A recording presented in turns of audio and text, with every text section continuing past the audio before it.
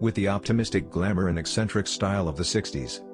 In full swing, Nutters of Savile Row opened its doors on Valentine's Day 1969, and Edward's work had never been in more demand.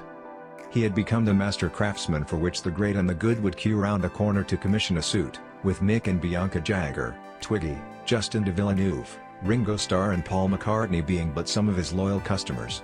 The flamboyant, exaggerated and yet perfectly poised shapes Edward cut became the stuff of legend, clashing oversized checks, rich velvets, huge kicked flare trousers, eccentric sweeping lapels and extended concave roped shoulders were all in demand.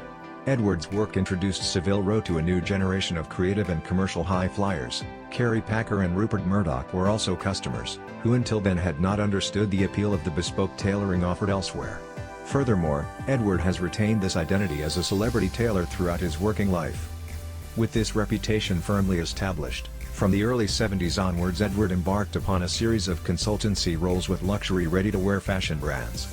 Having made clothes for Sir Hardy Amies, Edward collaborated with the brand, producing a luxury ready-to-wear menswear collection. He then collaborated with the American store Wilkes Bashford in 1987, and with Saks Fifth Avenue in 1988. In 1995, whilst studying at Central St. Martin's, Stella McCartney served an apprenticeship at Edward Sexton. Edward himself helped McCartney to develop her graduate show, with clothes modeled by Kate Moss, Naomi Campbell, and Yasmin Levon.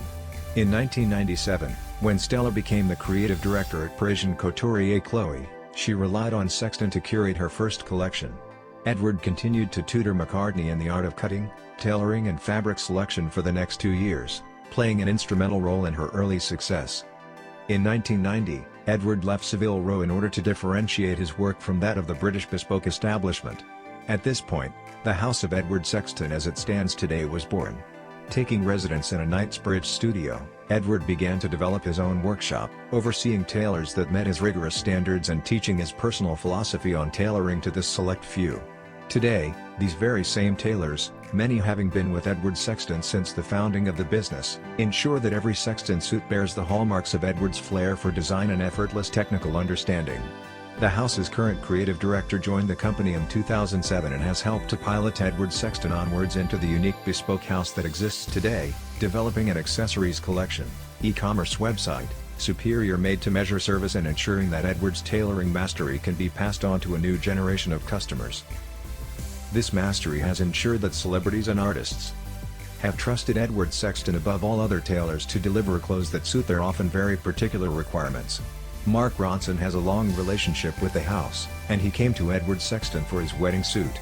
Mick Jagger also wore a Sexton suit to his wedding, and Bianca Jagger's iconic white silk suit is likewise a Sexton creation.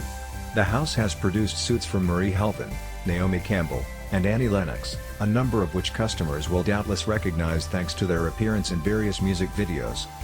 When compared with Edward, no tailor has achieved so much, nor captured such an extraordinary sense of the avant-garde in his work, of sex appeal, glamour, style or verve. Little has changed in this recipe for tailored perfection in some 25 years. Today, the House of Edward Sexton stands apart as a uniquely talented and alluring British bespoke tailor.